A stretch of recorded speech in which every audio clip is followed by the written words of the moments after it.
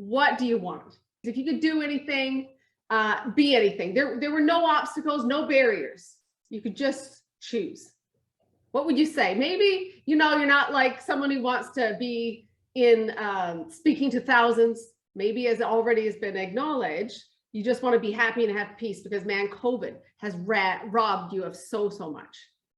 I remember the first time I was asked that question, what do you want? And there were no obstacles. What would you want?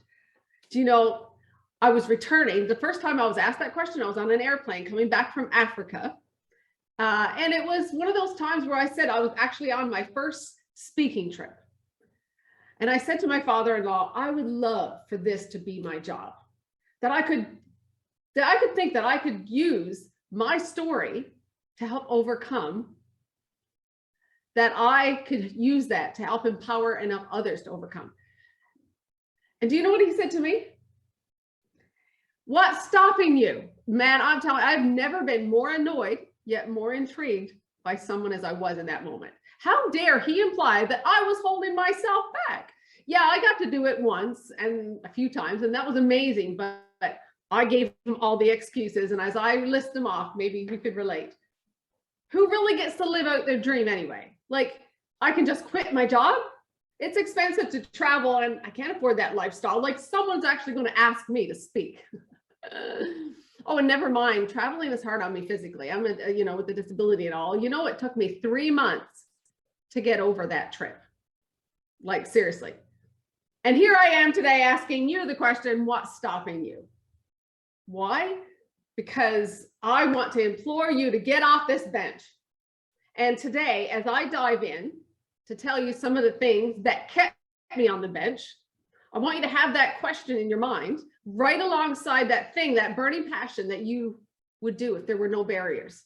Because I want to take a different angle of the things that kept me on the bench, because I want to try to shine a light on some of the negative or misunderstandings, these faulty mindsets that maybe are keeping you on the bench, stopping you from living your dream or even just your best life. I can't. No, I can't. And I have a long list of excuses. But Vian, what about my I can'ts are legit? Maybe it's like Tracy had already said, what about my enough is not enough? I thought you might say that. So let me just go there for a moment. When I was first paralyzed, I told Vian, you have transverse myelitis. You're going to need full-time care forever. You'll never be independent and you'll never walk again. Man, dreams for my future. At this point, I just wanted to be independent and take care of myself. I needed 3 nurses to change me and help me with my daily living. Something inside of me just rose up and said, no, I'm going to fight back. Do you know what? Because I had a choice to stop or push forward. And I did. And 1 year after I was told that I would never walk again, I walked the aisle to meet my groom on my wedding day. I stopped focusing on all the things that I said I couldn't do. Never mind all the things that I was told I can't. Odds were definitely stacked against me. I could have focused on all that, but if I did, I'd still be on that bench consumed with fear. I can't write a book. My English, I'm from Newfoundland. I have 1 card stacked against me already. My grammar sucks. Who am I to think I'm smart enough to start a nonprofit? Man, all the physical limitations that I had, all the barriers physically as a person with a disability, my biggest limitation were all the I can't limitations I put on myself. And to this day, I have to fight, right, Connie? We have to fight these I can't mentalities that keeps trying to hold me back. And if you say you can't have peace until this COVID madness is passing, you'll be waiting all twisted in knots for a very long time. Can I just say, this I can't business has got to stop. The next thing that I want to dive into is maybe I'm just speaking to myself this morning. Maybe it's just me, but I hope it resonates with you. But I was waiting for someone else to provide me what I needed, maybe provide my platform or my happiness. Man, I tell you, I have all this passion. No one's going to listen to what I have to say. I don't have anywhere to share it. I wanted to get off the bench, but I'm going to sit here until Tony Robbins gives me a call. man, I tell you, you don't want to be standing on any platform that's bigger than your character. When I started to understand that my platform was everywhere that I set my foot, I wanted to be the type of person that the way I lived my life, people wanted to hear what I had to say.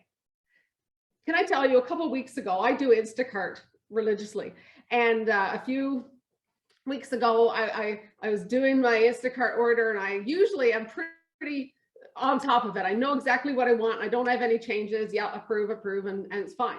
This time, I was like, oh, I'm sorry, I forgot something. I was so scatterbrained that day. I forgot something. And eventually, the person on the other side of that said, oh, no problem. We love shopping for you. I'm like, wait a minute, who's this we? Apparently, all the times that I'm so sorry I broke your eggs, and almost like afraid of my response. I'm like, oh, no worries, don't worry about that. Or the times that, you know, the guy would bring me flowers I bought, and I would receive them like, oh, thank you, you shouldn't have, or just being goofy or whatever, right? The platform that really matters is the way that I treat and I choose to treat someone I come in contact with. Do you know the compliments I receive from those people are more valuable to me than the ones I get when I speak on a stage? You don't know what my character is like, of how I live my life.